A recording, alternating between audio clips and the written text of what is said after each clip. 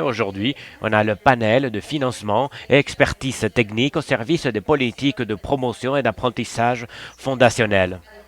Là, on va discuter sur les stratégies de financement durable, effectives et inclusives pour pouvoir jouer ou arriver à atteindre ces objectifs. Pour ce panel, j'invite pour qu'il nous accompagne Marco Mantovanelli, directeur régional pour l'Asie et le Pacifique, Europe et l'Amérique latine, le Caraïbe de GPI. Donc un applaudissement, s'il vous plaît. Gregory Elacqua, économiste principal de la division d'éducation dans le secteur social de la Banque interaméricaine de développement.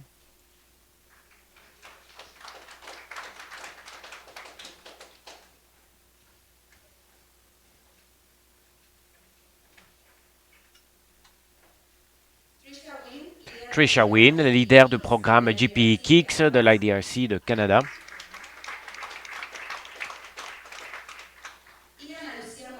Et Ana Lucia Molares, spécialiste en éducation d'UNICEF du côté du Guatemala.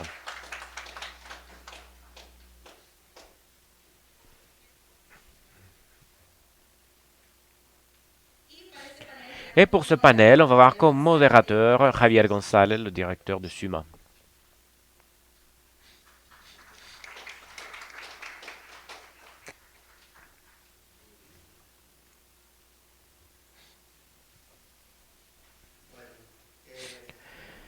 Donc,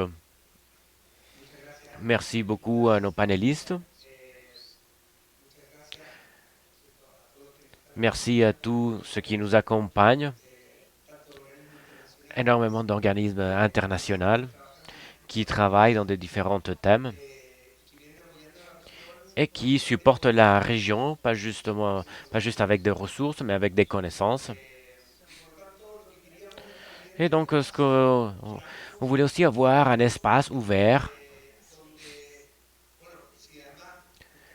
où, si jamais notre carte d'Antigua veut nous mobiliser vers l'action, il n'y a pas, bien sûr, d'action sans ressources. Donc, on sait que pas tous ici donnent des ressources, non? On a une banque de développement, on a l'UNICEF qui est de l'ONU, et donc ce sont des approches différentes, non?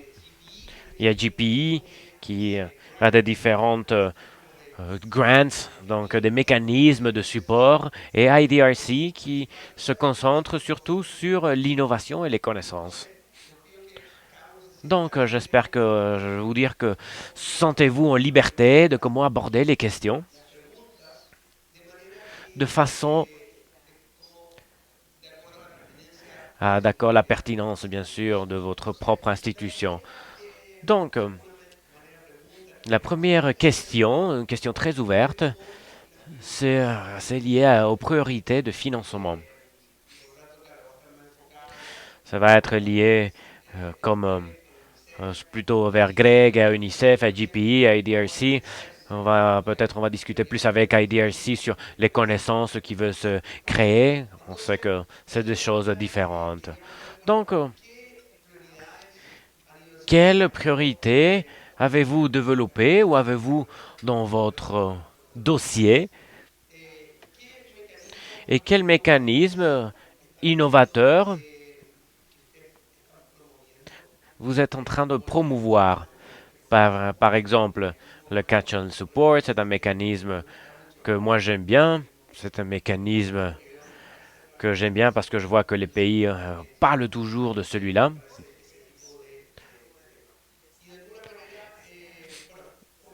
Et aussi discuter autour de cela, et comme ça les pays peuvent savoir, ah ok, où elles sont cette institution-là qui nous supporte. Donc je vais laisser un panel un peu plus informel. On va parler un par un. Donc s'il vous plaît, sentez-vous en liberté. Je ne sais pas s'il y a un micro là. Vous avez tous un micro. Je ne sais pas qui veut commencer. Ne soyez pas timide. Vous venez depuis très loin. Donc Greg, vous avez arrivé hier. Donc si vous voulez commencer. Je sais qu'il y a eu un grand effort personnel pour venir. Donc remercie. Merci Javier, merci vous tous pour nous avoir invités. C'est un plaisir et un honneur d'être ici avec vous tous. Moi, je veux dire que BID, donc la Banque interaméricaine de développement, et je vais me concentrer surtout sur l'apprentissage. C'est un thème, moi je ne fais pas de la recherche, non, mais dans la division d'éducation, le BID a un axe vraiment central dans notre agenda éducatif. Vraiment, c'est une constitution pour le développement en- de l'enfance et c'est fondamental pour la productivité et l'équité de la région. Et nous, on a ici trois priorités au niveau de financement en suivant l'axe. Le premier, c'est lecture basée en évidence. Je ne sais pas si vous connaissez, mais il y a un programme très important qui s'appelle Apprenons tous à lire. C'est un programme qui a gagné des prix, le prix Wise par exemple, et il arrive à toucher 1,2 million d'étudiants dans la région et 62 000 professeurs. Les résultats de ce programme, c'était un programme qui a été très évalué, très rigoureux, avec des publications dans des magasins scientifiques. Et ils ont arrivé à avoir une amélioration de 0,39 points standard. Ça, c'est énorme avec des effets, ça c'est important à mentionner, qui persistent jusqu'à la troisième année, en partant de la maternelle jusqu'à la troisième année. Et ce programme-là se concentre sur 5 aptitudes fondamentales selon la science de la lecture: conscience, phonologie, phonétique, fluidité, vocabulaire et compréhension. Une deuxième priorité, en STEM, donc mathématiques et sciences, ils utilisent la méthodologie pédagogie basée en résolution de programme appelée IPP. Ils ont réalisé ça, des expériences, plusieurs expériences.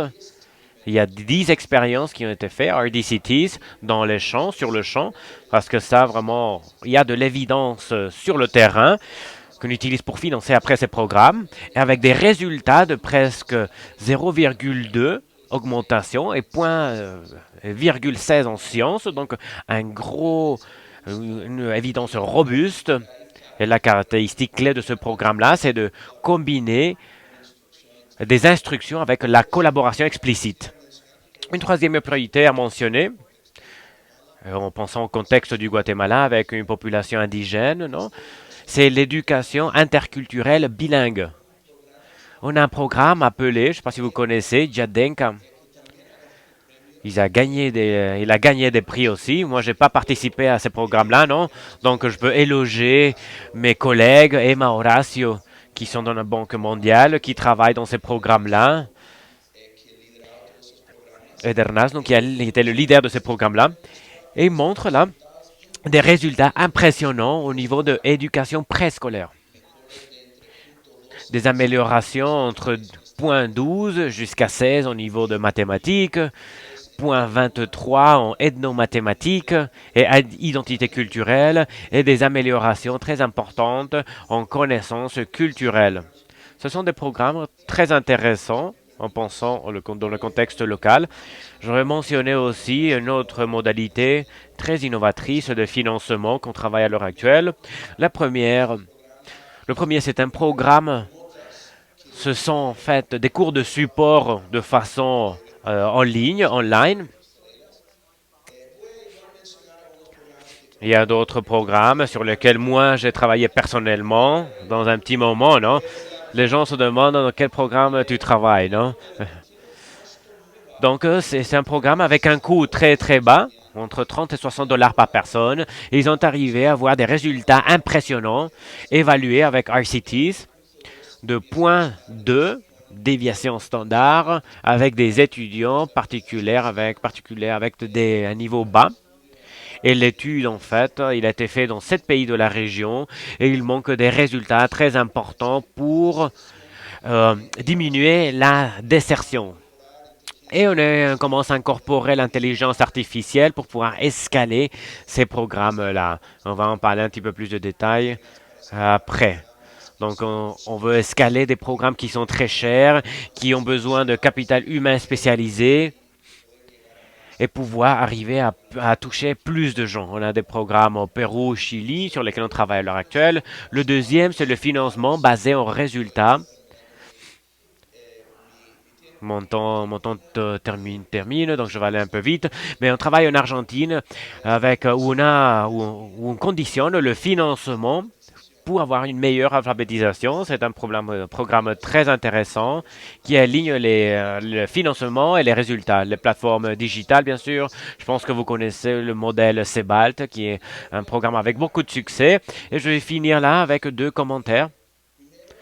Le premier, et Javier, il a donné une présentation très importante sur efficacité, transparence des coûts, etc. Et nous, on a une agenda aussi très important dans ce qu'on appelle les dépenses intelligentes, smart spending. On va lancer un livre cette année-là en 13 langues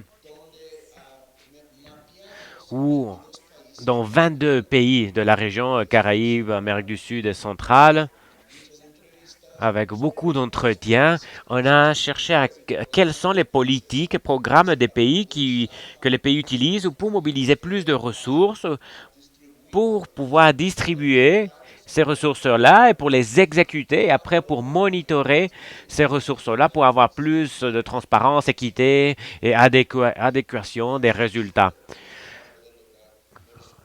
Donc, utiliser les ressources pour avoir les résultats qu'on veut. Trois défis critiques qu'on a.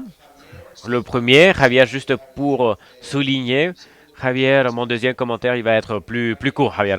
Javier a mentionné hier que je trouve que c'est très important qu'on doit pouvoir mobiliser plus de ressources dans la région. On a tombé de ce que le standard de 4%. Nous, on est sous les 4%. On a augmenté ça fait 10 ans, maintenant on a redescendu et je vais recommander que dans des pays comme le Costa Rica ou Chili qui dépensent beaucoup plus que d'autres pays, ça reste vraiment moins de la moitié des pays, par exemple de l'OCDE, qui dépensent plus de 20% ou même 20%. Donc, en deuxième place, je trouve que c'est très important de dire que les pays, la forme où, comme ils créent leur budget, et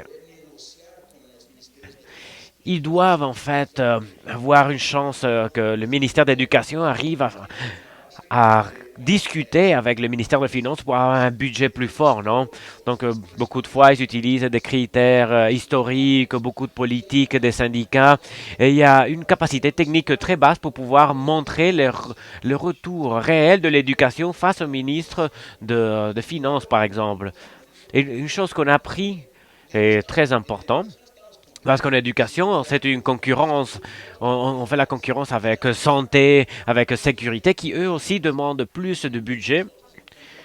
Et nous, ce qu'on a pu trouver, c'est qu'en éducation, la capacité de négocier, elle est très basse. Donc, je trouve que c'est quelque chose de très important. Et je vais finir, Javier, avec le thème de escalation. C'est très important. On fait beaucoup de plans pilotes, mais escaler les plans, c'est compliqué. Donc, il y a eu un manque de capacité technique, surtout dans les zones rurales, dans les provinces, pour pouvoir escalader les programmes. Je pense que le thème de scaling, c'est un défi très compliqué. Merci, Javier.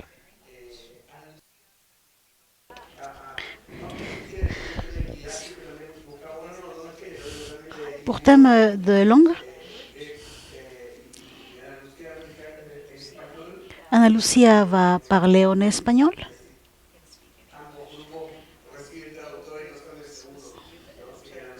Alors, Ana Lucia, s'il te plaît, merci à tous et merci pour l'honneur de pouvoir participer dans ce panel. Et après la déclaration, vraiment comme Guatemala et UNICEF, nous sommes très contents de pouvoir ratifier cet engagement pour les apprentissages fondamentaux et la première enfance. Comme vous savez, l'UNICEF est une organisation qui cherche le bien-être de l'enfance dans toutes ses dimensions et l'éducation ne reste pas derrière. Je pense que ces dernières présentations des 2 journées confirment qu'au Guatemala, nous avons des progrès, mais des grands défis pour éliminer les brèches en termes d'accès, qualité et couverture. en termes d'éducation. Bien sûr, à UNICEF, Guatemala, nous avons des priorités, mais je voulais parler aujourd'hui de deux priorités qui sont celles qui nous mènent, qui est l'éducation fondamentale. En éducation initiale, je partage avec vous, avec mes collègues, avec mes ex-collègues du ministère de l'Éducation, et je voulais vous commenter que à UNICEF, on utilise des fonds propres et des fonds d'autres entreprises et fondations et organismes internationaux pour appuyer le ministère de l'Éducation, pour améliorer les services avec emphase sur la qualité. Récemment, nous avons reçu des fonds qu'on appelle des catalysateurs, qui sont des fonds qui sont destinés pour des programmes holistiques, car à travers différents services comme santé, protection et éducation, on peut faire des interventions intégrales qui nous donnent la possibilité de faire des plans pilotes et mettre en place des actions dans la première enfance. Et cela est lié à la possibilité d'investissement dans des points spécifiques. Et avec les conversations avec DGCAT, on a pu établir quelques priorités et le ministère nous a commenté qu'ils veulent faire une révision du modèle de remise pour l'éducation initiale. Maintenant, nous avons un modèle communautaire, mais on veut élargir ce modèle pour inclure autres services d'éducation initiale. Et avec UNICEF, nous sommes très contents de donner des fonds propres et canaliser des fonds d'autres organisations pour faire cela. Et aussi avec des fonds de GPE, quand nous sommes une agence de gestion, va appuyer des cours de formation pour les professionnels qui vont traiter la première enfance. Et nous considérons que c'est un élément fondamental pour assurer la qualité des services. Je crois que pour faire le pont avec les apprentissages de lecture et mathématiques, comme Agustin a mentionné, mon collègue, nous savons qu'investir dans la première enfance, c'est la manière de passer d'un modèle de remédiation à un modèle de prévention, car on sait qu'on établit les bases solides dans les apprentissages des étudiants pour ne pas arriver à 6e année pour faire des remédiations. Alors cela me mène au deuxième point, car à travers notre exécution des subventions que nous recevons de JPE, nous avons pu appuyer certaines lignes stratégiques entre lesquelles se trouve la mise en place, la nivellation des apprentissages qui a été définie par le ministère de l'Éducation avec autres organismes internationaux. Et pour nous, on a beaucoup d'illusions de voir qu'il y a des actions qui se font dans le salon de classe basées sur l'évidence scientifique et ce sont des mesures qui se sont en train de se mettre en place et on peut voir comment est-ce qu'on évalue les enfants et comment on peut voir l'amélioration dans les apprentissages de lecture. On sait que cette expérience va se répéter pour les mathématiques et on veut que cela soit une manière de niveler les apprentissages, non seulement dans l'école primaire, mais aussi dans le secondaire. Nous manifestons l'appui d'UNICEF. La vérité, comme UNICEF, nous sommes très orgueilleux d'avoir une relation proche avec le ministère pour identifier des priorités, car au moment de chercher des financements avec ce même scénario où il y a une réduction importante de fonds, on doit être créatif, il faut multiplier les efforts et chercher les solutions avec d'autres organisations, autres organismes non traditionnels qui probablement on n'avait pas encore repéré avant. Ça, c'est la perspective d'UNICEF Guatemala et comment on peut chercher ces interventions holistiques intégrales qui soient basées sur l'éducation initiale et la récupération des apprentissages, surtout en lecture. Merci, Ana Lucia.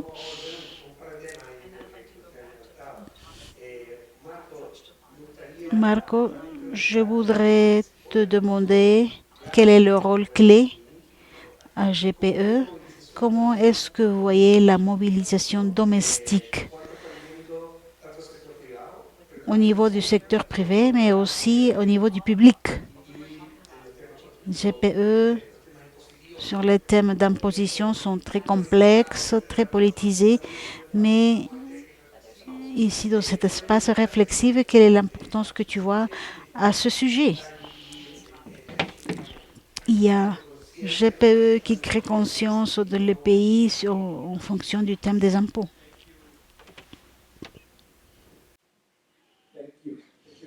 Merci. Javier, je vais profiter pour remercier car je retourne cet après-midi et je veux remercier Souma et à toute l'équipe pour l'alliance qui a permis que KIC soit si efficace comme on a pu le voir dans ces journées. Voyons. Je veux seulement retourner sur ce qu'on est en train de voir sur l'investissement et je vais arriver au thème spécifique que tu as mentionné. Nous avons un cadre stratégique à GPE, mais notre approche de financement, c'est une alliance, c'est une fondation. C'est clair que l'apprentissage des fondamentaux est au centre de notre cadre stratégique et ce qu'on obtient des pays et des pays en Amérique latine. Je pense que qu'est-ce que je vais lui dire à mon fils quand il arrive à 25 ans, quand il soit ingénieur et me demande qu'est-ce que tu fais dans ton travail? Et moi, je ne sais pas comment je vais retourner pour lui raconter. C'est clair que nous savons ce qui se passe. Il y a une crise dans les apprentissages et nous avons suffisamment d'évidence grâce au travail que c'est réalisé sur ce qui marche. Alors, ce qui nous manque, c'est comment est-ce qu'on prend cela et on fait l'escalade. Et comment on passe par l'économie locale. Le financement est une partie importante, bien sûr. Alors, nous avons une approche à demande, un GPE. Nous avons le Salvador qui travaille surtout sur les apprentissages fondamentaux. Nous finançons des programmes. Nous finançons de la technologie et la formation pour les professeurs dans un paquet pour répondre aux besoins de finir de réduire les brèches. Nous avons beaucoup d'exemples que je ne veux pas donner des détails, mais le défi, comme je vous ai déjà mentionné, est qu'on fait face à une brèche entre politique et action. Et je suis très content de voir les représentants du gouvernement en train de s'engager à l'action, car ça, c'est la partie la plus difficile pour nous. Et maintenant, pour répondre à ta question, Javier, notre modèle de financement inclut des mécanismes innovateurs de financement. Il y a des grants du style traditionnel qu'on connaît. Nous avons le multiplicateur où on essaie de ramasser des fonds et dans le multiplicateur, il y a différentes versions. Il y a des versions où on travaille avec le secteur privé pour mobiliser leur engagement avec des fondations. Alors, il y a différents scénarios. En Afrique, spécialement, je crois qu'on commence à penser sur qu'est-ce qu'on peut faire avec le financement local.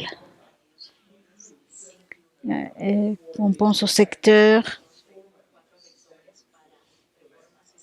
pour les réformes. On parle d'efficacité, d'égalité au niveau du financement local, mais nous sommes conscients que dû à la crise éducative et tout ce qui se passe au niveau international, qu'il faut être plus créatif. Alors, voyons vers le futur, on cherche à élargir nos alliances avec autres donateurs.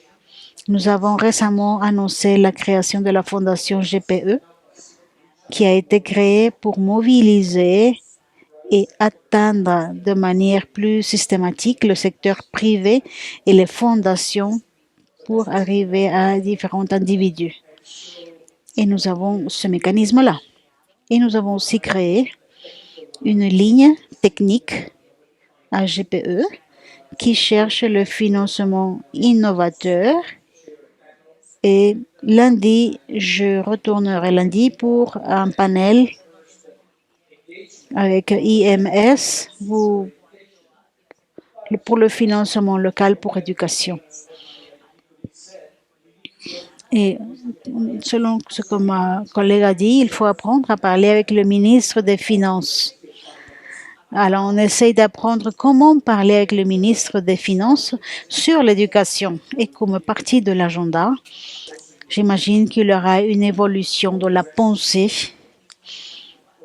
en relation aux réformes fiscales plus progressives ou des impôts qui pourraient être assignés à l'éducation. Il y a des exemples comme ceci tout autour du monde, mais il faut avoir de l'évidence et fermer la brèche ou sous quelles circonstances fonctionne cela. Nous avons innovation, relation au programme qui fonctionne, mais aussi le défi, c'est comment escalader ce progrès. Et du côté des finances, il faut sortir du paradigme ancien des budgets publics et penser de manière plus créative. Sinon, on va perdre une opportunité significative. Merci beaucoup. Je crois que quand tu partages le thème de la fondation en Suisse, ça va permettre que les philanthropes contribuent de manière plus directe. Avec ce processus de réapprovisionnement. En Amérique latine et les Caraïbes, je leur montrais qu'il y a des hauts niveaux d'inégalité. Et il faut corriger cela. Mais d'un autre côté, c'est aussi une opportunité pour pouvoir à ces individus où le coût transactionnel va être plus bas, car nous savons que dans tous les pays, il y a seulement 5 ou 6 familles qui forment ce 1%. Et quelques-uns de ces familles cherchent à être philanthropes réels, non seulement de la charité, mais ils essaient de faire des changements réels. Alors, merci beaucoup, Marco, pour partager cela. Tricia? Je sais que ne donne pas des fonds, mais le IDRC ne donne pas des fonds, mais pour modifier la question, quelle est la priorité de IDRC en relation aux connaissances? Merci beaucoup. Avec GPE KIX, les questions sur éducation en première enfance sont critiques, non seulement en Amérique latine et les Caraïbes, mais aussi en Afrique, en Asie et le Pacifique. Ça a été l'approche à travers le hub régional, mais aussi avec des investissements qu'on peut financer. Et je peux dire que sur les priorités dans cette étude, je peux vous dire que la mobilisation de connaissances en utilisant ce que nous savons, c'est aussi important comme générer de nouvelles connaissances. Ce qu'on veut faire est d'utiliser toutes ces connaissances. Ça, c'est très important pour avoir de l'évidence. Ça, c'est une priorité et j'ai aussi écouté le thème d'escalader les points pilotes. Il y a de la génération d'évidence de ce qui réellement fonctionne et ce qui est efficace en fonction au coût. Et une fois qu'on sait cela, cela peut se développer. Mais franchement, la plupart tombe quand on passe d'un plan pilote à une mise en place à grande échelle. Alors, on a décidé qu'à GPE-KIX, la contribution qu'on peut faire pour l'évidence, c'est faire des recherches pour comment développer les choses qui fonctionnent, des choses qui, avec l'évidence, on sait qu'elles marchent.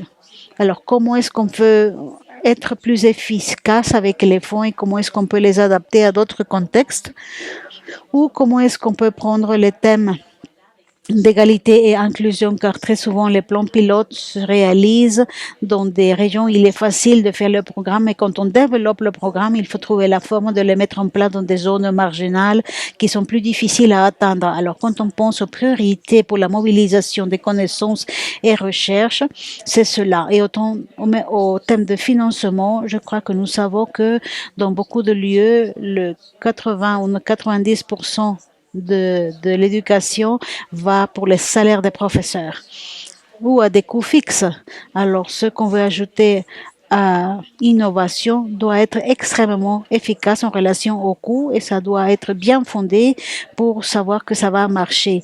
Et une des choses qui s'est développée à travers GPE avant de commencer avec X, c'est un kit d'outils qui a été développé par UNICEF, qui est un accélérateur d'éducation en primaire et à la première enfance, et il y a aussi d'autres outils pour appuyer la planification.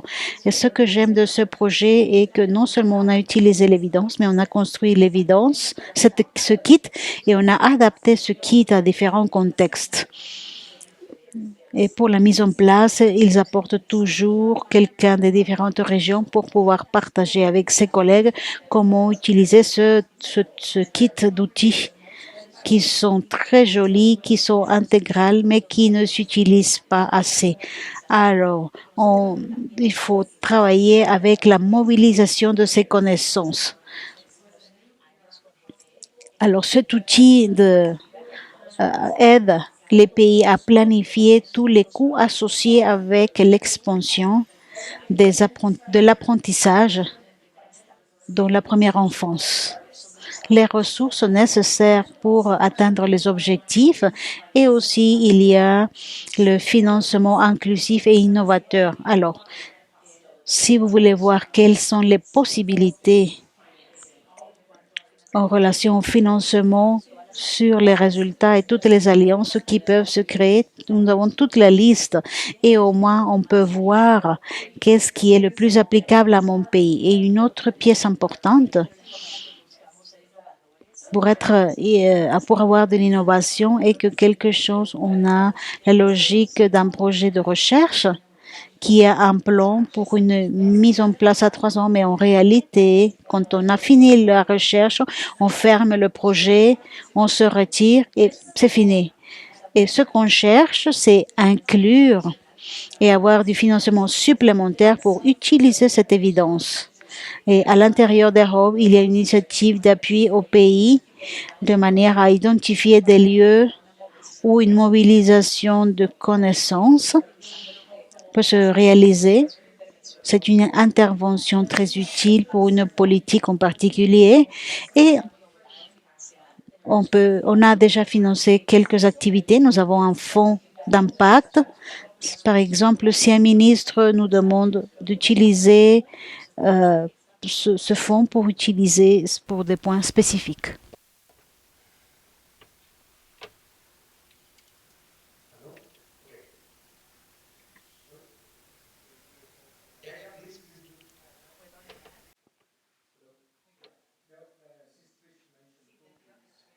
Oui, comme Trisha a mentionné les kits d'outils, je voulais approfondir sur un document lequel Agustin a mentionné hier. Il a été publié par la Banque mondiale en alliance avec le panel de formation globale. On l'appelle. Ce sont des formes effectives de financer l'apprentissage. Je vous le recommande énormément. C'est vraiment, c'est un, envoyer un mail par exemple aux professeurs ou aux élèves. On peut leur envoyer des mails qui pour montrer en fait la valeur de l'éducation. Donc ça c'est très important bien sûr. On a aussi le côté de technologie. Moi je vous conseille donc de vérifier cet outil-là, cet instrument-là d'outil. C'est magnifique. Dans ton intervention, tu parles du coût de l'effectivité. Donc, Marco, merci pour avoir mentionné ça. Et basiquement, quelles sont les choses, Greg, toi aussi tu parlais de l'effectivité. Donc, on mélange ici l'effectivité avec les difficultés pour escalader. Et donc, depuis le bid, quelles sont les conditions que vous dites, qu'on pourrait dire qui sont vraiment, vraiment besoin pour pouvoir escalader? Et quelles sont les choses les plus coût-effectivité que tu trouves? Et comment est-ce qu'on arrive aux enabling conditions? C'est quoi les barrières aussi que tu vois, toi, au niveau de ton expérience? Toi, que tu as travaillé avec des ministères, politiques publiques, selon toi, quels sont les problèmes dont parlait Tricia? Comment on passe du plan pilote à escalader? Et pas seulement escalader comme un plan pilote fois 1000, non? Une amélioration du plan pilote, moi je trouve que ça fonctionne pas, mais comment est-ce que le plan pilote peut se transformer en politique publique? C'est ce type d'escalation que je veux mentionner. Donc, on avait déjà parlé depuis quelques programmes avec une évidence robuste. Nous, on a identifié 4 piliers fondamentaux comme conditions pour habiliter le financement. Mais je vais signaler 2 choses avant, Javier. Quand on parle de plan pilote, c'est toujours important de faire des plans pilotes. Je suis d'accord avec toi qu'on a une base d'évidence importante, mais on sait pas beaucoup encore.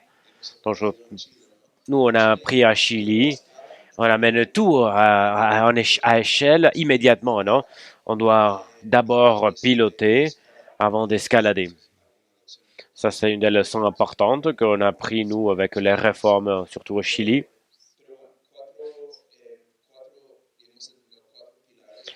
Il y a 4 piliers. Le premier, ce sont des programmes inclusifs et contextuels. Ça, c'est très important. C'est important de mélanger les compétences avec la participation des communautés, surtout communautés indigènes, afrodescendants. On doit assurer un contenu localement important. Et deuxième, il faut avoir des professeurs préparés et accompagnés. Ils ont besoin d'une formation continue, un coaching.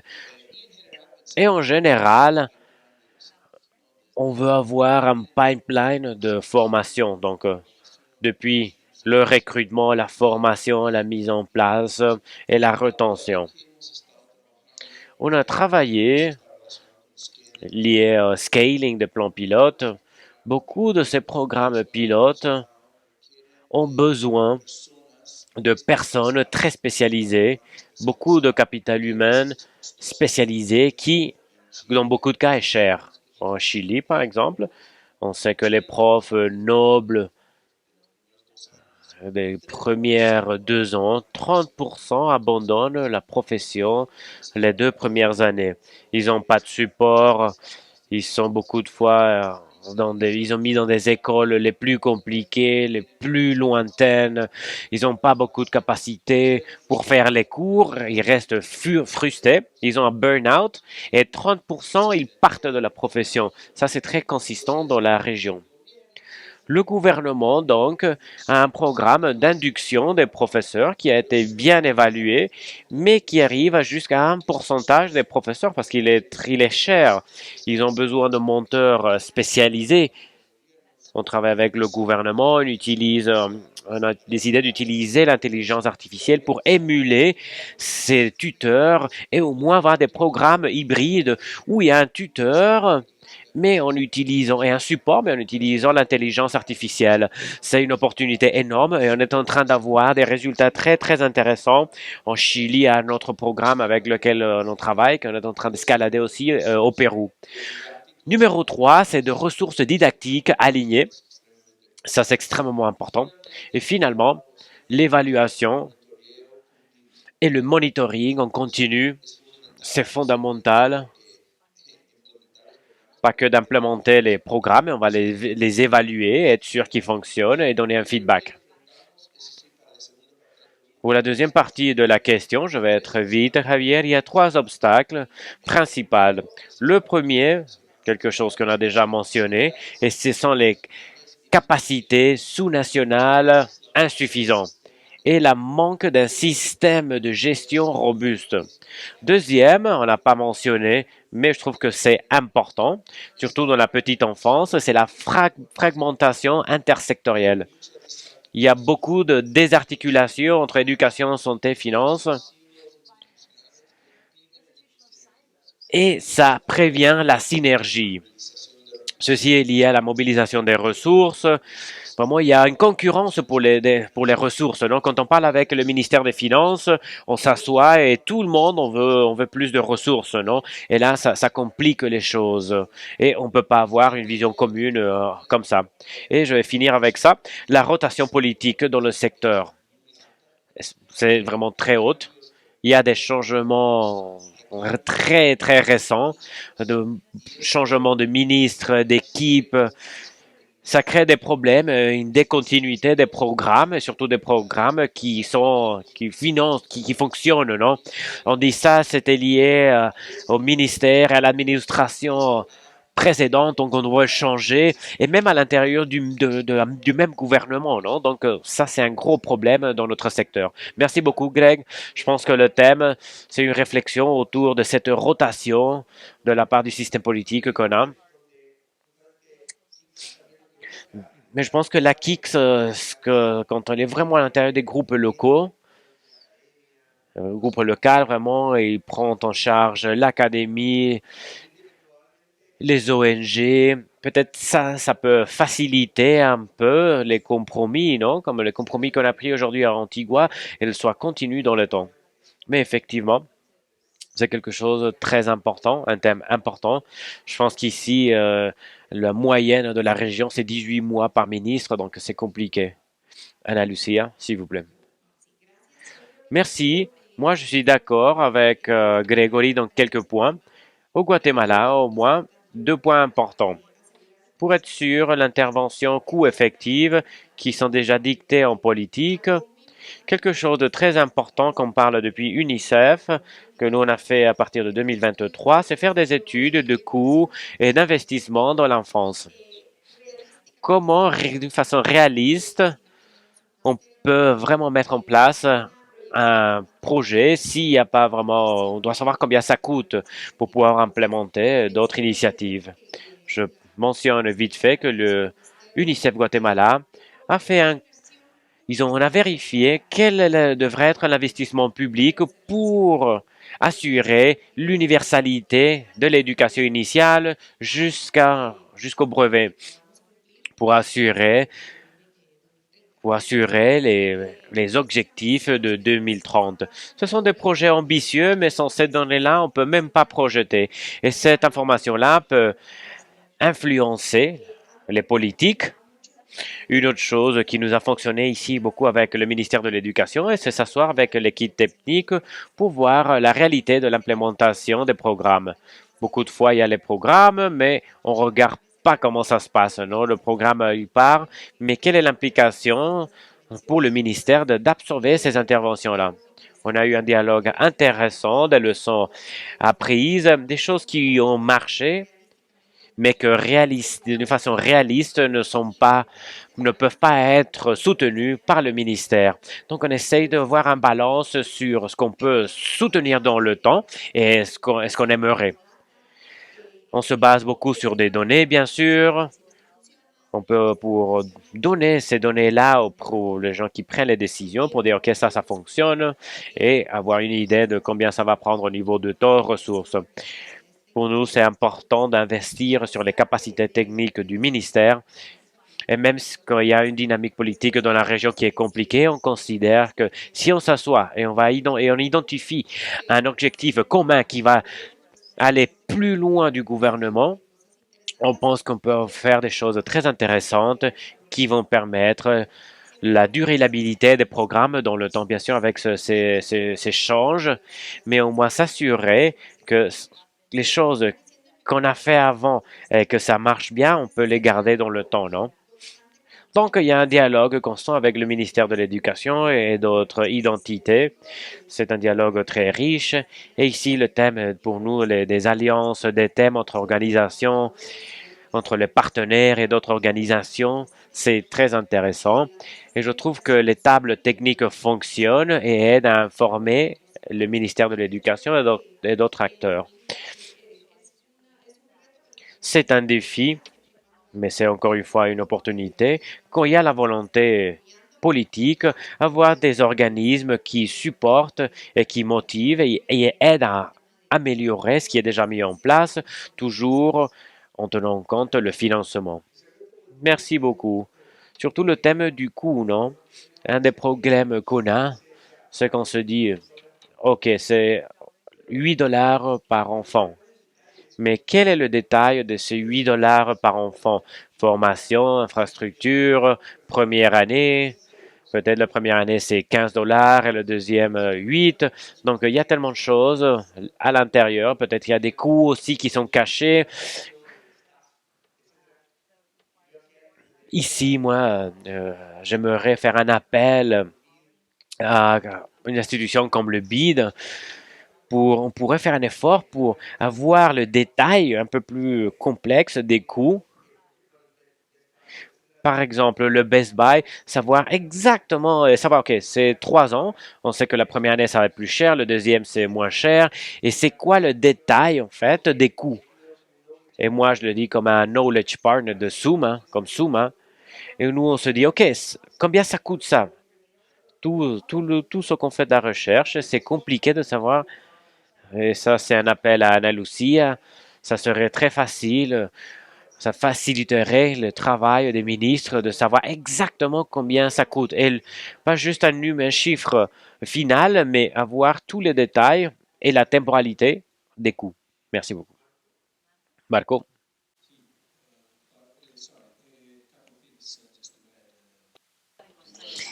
Je voudrais ajouter quelques aspects.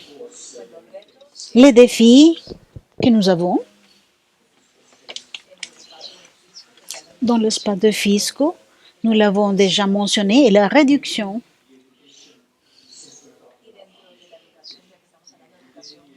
et à l'intérieur de l'éducation ou des apprentissages fondamentaux, à l'intérieur du budget, la priorisation n'est pas là. On sait tous que l'éducation prend une partie significative du budget. Alors, il existe ce défi. En plus, en relation à la mise en place,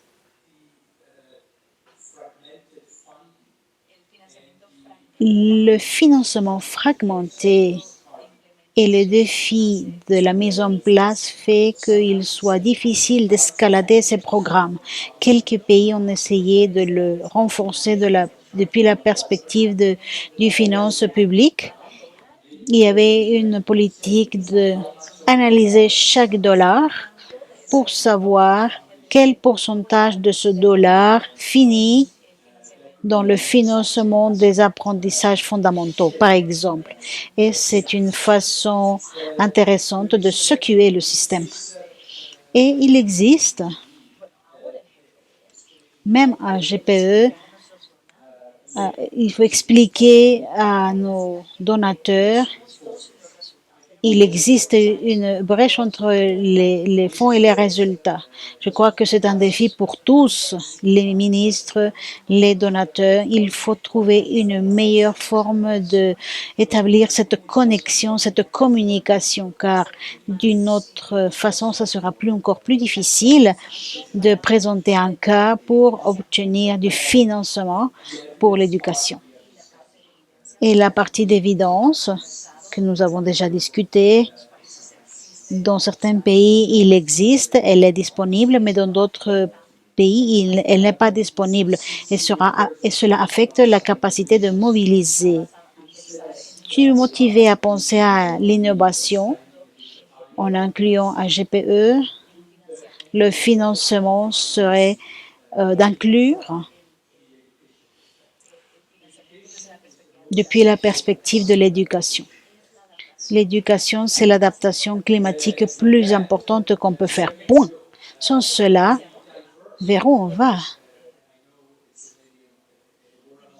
on peut nous diriger vers d'autres directions en relation au financement massif qui va au thème climatique.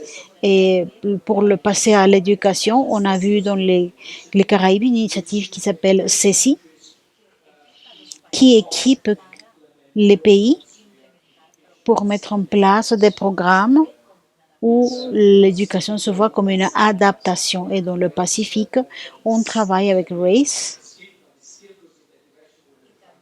et aussi va dans cette même direction où on cherche de créer une alliance avec le Green Fund pour obtenir ces fonds et les dévier vers l'éducation. Et de notre côté, c'est les garanties. Il existe de l'espace pour penser à comment attirer des investissements en incluant depuis le secteur privé avec des garanties souveraines. Et comme des paroles finales de ma part, il y a des défis, mais comme on a vu, on peut le faire. Nous avons une période contingence au niveau international qui est défiante, mais cela nous secoue. Et c'est ce que je veux vous laisser. Peut-être il faut prendre ce problème, ce point faible, pour devenir plus efficace et efficient pour financer l'éducation. Merci. Merci, Marcos. La question était sur les politiques effectives et programmes. Alors, à travers GPE et KIX, on arrive à appuyer une recherche avec beaucoup de pays sur comment mettre en place et escalader ces innovations pour l'éducation dans l'école de la petite enfance de manière inclusive. Et je l'ai vu dans une présentation précédente. Mais ce que nous avons vu à travers ces différentes expériences en Afrique et Asie est que dans beaucoup de places, les politiques existent déjà et le problème, c'est la mise en place. Il y a des bonnes politiques qui parlent de 100% de couverture en première enfance, inclusion, les langues natives, apprendre à travers les jeux, mais cela n'est pas mis en place. Et c'est là où il faut trouver la manière de développer, de mettre en place à un bas coût. Et quand on parle d'apprendre à travers le jeu, j'ai beaucoup aimé ce panel avec nos ministres. Il existe des brèches. Et tous les brèches qui sont nécessaires pour pouvoir mettre en place. Dans certaines places, il y a des programmes, mais il n'y a pas la manière de comment les mettre en place. Et parfois, il manque les matériaux, etc. Alors, ce qu'on avait fait, c'est faire la recherche et elle crée les éléments du programme d'études et chercher à travailler avec des apprentissages à travers le jeu, avec du matériel disponible dans l'environnement, dans l'entourage, fabriqué par les propres communautés. C'est-à-dire que non seulement on parlait de l'école, mais aussi de la communauté pour préparer ce matériel. Et cela est en relation à l'esprit, aux idées, à la manière de penser des professeurs, du système, c'est-à-dire l'esprit ou l'idée d'apprendre à travers le jeu, car peut-être il y a un peu de résistance ou un manque de compréhension de qu'est-ce que ça veut dire cet apprentissage à travers le jeu. Il peut y avoir de la résistance à l'intérieur des parents, mais aussi avec les parents qui peuvent penser que le jeu n'est pas sérieux. Il faut motiver cet apprentissage autonome et ludique qui peut être très effectif. Et donc, quand on parle de la formation des professeurs, tout ce que nous avons appris, je crois que les défis principaux pour un apprentissage dans la première enfance, c'est de commencer avec ceux qui vont être les formateurs. Et il faut aussi comprendre que le manque de formation dans les enseignants, c'est une grande barrière. L'égalité des genres, l'égalité doit commencer là, à l'école. Il faut identifier les enfants avec handicap. Tout cela doit faire partie de ce cadre, ce modèle. Utiliser les ressources qui existent déjà Les enfants qui travaillent avec les petits-enfants, c'est aussi un modèle effectif. J'ai un collègue du Guatemala qui parlait de cette approche communautaire à Uganda. Il existe beaucoup de travail dans les foyers avec une approche des handicaps. Et une partie intéressante, c'est voir comment est-ce qu'on élimine les barrières avec les enfants qui ont des handicaps dans des communautés qui sont éloignées. Il y a des expériences qui n'ont pas de coûts et qui sont efficaces. On peut Alors, on a réussi à éliminer le stigme et aide à l'intégration. Alors, ce sont les choses, ces histoires de succès qu'il faut chercher à mettre en place. Je voudrais aussi mentionner qu'une des priorités clés que nous avons vues, non seulement c'est l'éducation de qualité dans la première enfance, mais aussi appuyer cette formation et aussi l'école primaire, car il existe un saut entre l'expérience de l'étape initiale et après la formation formelle. Il y a plusieurs approches qui ont été effectives pour appuyer cette transition.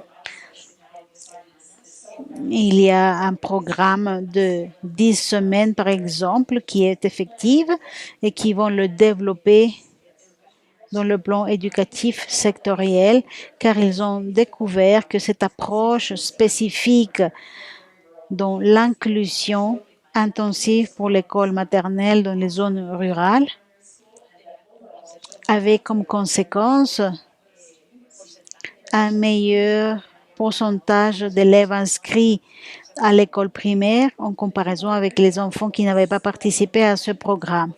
Il y a aussi d'autres manières pratiques de promouvoir cette pratique et que les enfants de l'école primaire visitaient l'école maternelle et maintenir cet apprentissage à travers le jeu. Et pour que le passage en première année de primaire ne soit pas si abrupt, mais que ce soit un peu plus ludique. Et je voudrais m'arrêter là. Et la dernière question, c'est un défi.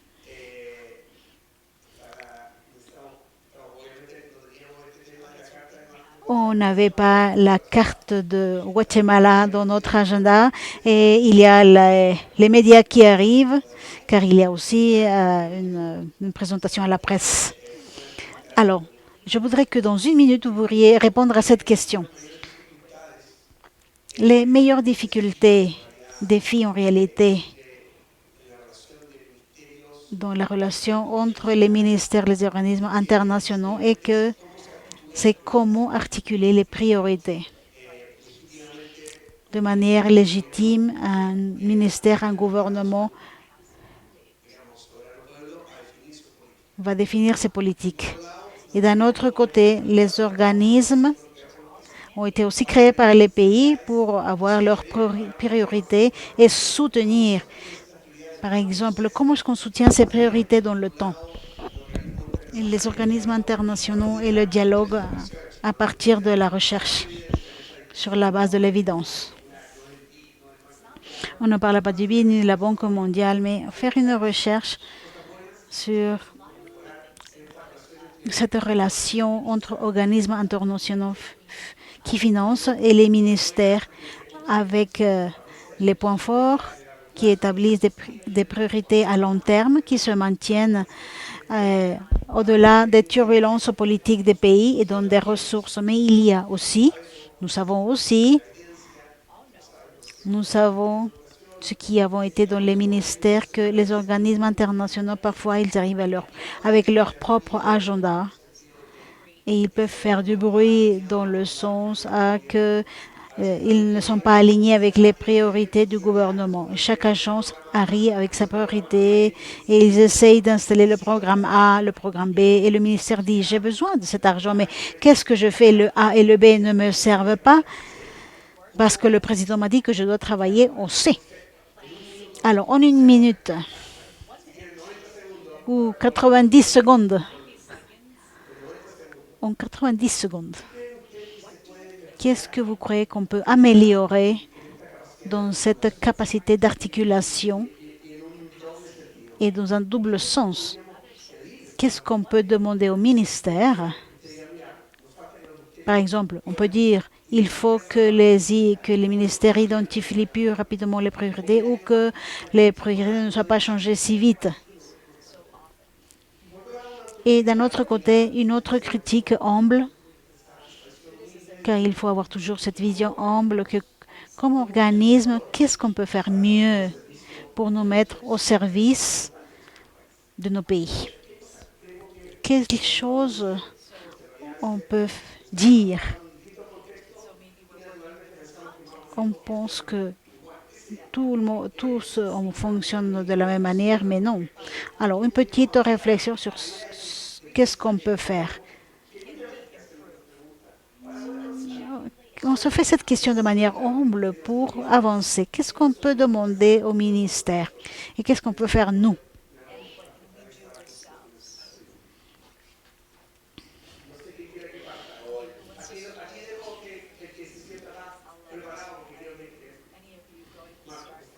Marco, je peux commencer car tout le modèle de GPE est d'essayer de répondre à cette question. Comment? Alors, on s'approche au pays,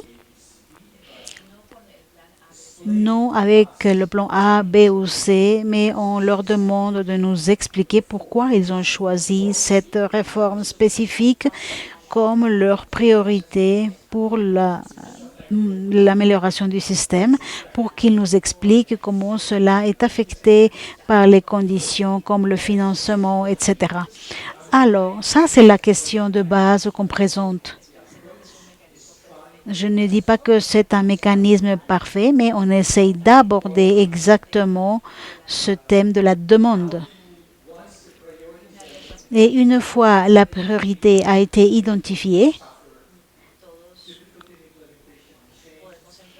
nous pouvons, il y a des mécanismes dans le modèle de business par des fonds sont reliés aux politiques ou les succès. Et il existe une forme d'aborder une révision à moyen terme et cela nous permet de faire les investissements comme dans le cas du Salvador, à l'école maternelle, primaire, mais elle se base, c'est que vous nous donnez l'évidence en fonction de laquelle vous prenez les décisions. Alors c'est un effort d'aller dans la direction que tu mentionnes. Merci Marco. Je crois que, en coïncidant avec ce que dit Marco, c'est un travail des organisations. On fait cette incidence non seulement avec les ministères, mais aussi avec les donateurs. Comment communiquons effectivement? Comment est-ce qu'on fait ce plaidoyage? Car parfois, ces priorités qui sont dans des périodes intermédiaires, on puisse communiquer effectivement, rapidement, comment adapter ses priorités et comment est-ce qu'on peut faire les ajustements rapides et efficaces. Et cela implique aussi avoir une capacité de flexibilité dans les équipes qui font le design des projets et laisser une marge de flexibilité en termes de changement sans sacrifier les résultats. Cela n'est pas toujours possible avec les donateurs, mais avec quelques-uns, on peut le faire et il faut profiter de ces espaces pour faire l'adaptation rapide et faire le changement là où on peut. Et avec d'autres donateurs, c'est simplement trop difficile. Et alors, on utilise les fonds qui sont flexibles et qui n'ont pas des rideaux ou des blocages rigides pour pouvoir nous adapter rapidement.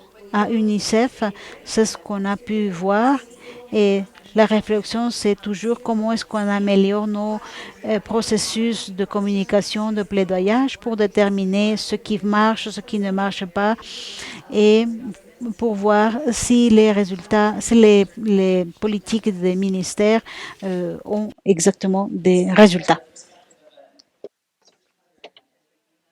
La perspective des chercheurs à travers l'expérience de JPX, ce qu'on a essayé de faire, c'est d'avoir un agenda de politique avec les ministères, le secteur d'éducation pour aligner tous avec la recherche et l'évidence. On peut aller un peu plus loin et essayer d'avoir des liens plus directs, mais ce que je considère c'est clé pour la durabilité et la formation continue de tout cela, c'est que la recherche se réalise en fait par des organisations régionales parce qu'eux, ils sont là pour beaucoup plus de temps et connaissent les questions qu'ils sont en train de se demander. Donc même si le projet se complète ou pas, eux, ils vont aller plus loin et intégrer tout cela avec la prochaine génération de travail. Tandis que les organisations qui vont réaliser juste une petite partie de la formation, de la recherche, et après ils vont rentrer chez eux. Donc je pense qu'il peut y avoir un problème là. Sinon, je pense qu'on peut aussi lier en fait les institutions nationales pour être sûr qu'ils écoutent comment les problèmes sont en train de se créer. Et comme ça, ils vont pouvoir avoir une place pour présenter eux aussi leurs questions. Moi, je vais te prendre 1 minute et demie. Au bid, on se concentre dans deux stratégies. Une, c'est avoir un map de l'évidence et les meilleures pratiques, identifier les meilleures pratiques d'une région et montrer ça aux différents pays. Dans mon expérience, 10 ans au BID, je trouve que c'est très important dans les pays. Les pays, des fois, ils n'y connaissent pas, ils n'ont pas le temps. Et on veut montrer les meilleures pratiques, donc, dans la région comme à l'extérieur. On veut aussi trouver des partenaires comme Zoom, des académiques, des universités locales pour créer de l'évidence. Beaucoup de temps, les ministres, ils ont beaucoup de données, mais ils n'ont même pas le temps, ni l'équipe, ni la capacité pour pouvoir analyser. Et ce que disait Marco, pour, pour avoir de l'évidence vraiment et la comprendre pour justifier les réformes. Ils n'ont pas le temps ni la capacité de vérifier l'évidence. Donc nous, au BID, des fois, nos équipes, nous, on peut trouver par exemple des partenaires comme Suma et autres pour motiver et supporter ça. Donc nous aussi, on trouve les best practices, les meilleures pratiques et on trouve qu'il y a beaucoup de valeur ajoutée importante dans cela.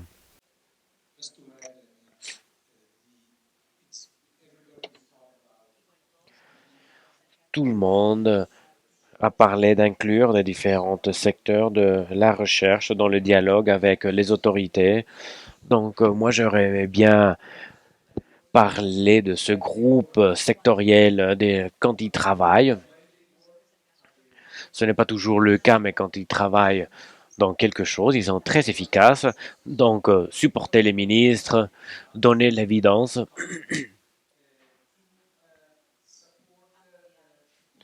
vraiment le support, supporter le thème de changement le long des administrations. On doit trouver la façon de faire que ceci fonctionne. Je sais que c'est plus facile de le dire que le faire, mais c'est quelque chose de très important. Le défi est là. Quand est-ce que les programmes fonctionnent? Et c'est le défi qu'on a, nous, beaucoup de pays. Comment est-ce qu'on peut faire que ces groupes-là soient actifs, fonctionnels, participatifs et propositive, non? Que ça soit pas qu'un groupe, comme je dis, on doit avoir un pensée, un état d'esprit critique, mais il faut voir aussi que les groupes locaux soient effectifs. Et eux, ils doivent avoir deux visions, une vision critique honnête. Bon, le ministère fait ci, ceci et cela, et ça c'est bien et non, mais après, comment est-ce qu'on peut construire? Donc, je veux remercier la générosité et l'honnêteté de parler de votre propre institution qui finance et comment vous mettre dans une situation au service des différents pays. Merci beaucoup.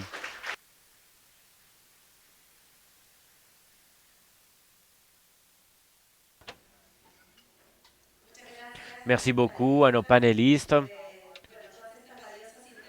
pour ces interventions très riches. Ça nous invite à penser aussi à comment innover dans le thème du financement, à comment être créative dans cette matière-là, comment chercher de nouveaux partenaires et comment lier plus d'acteurs à l'intérieur de ce défi.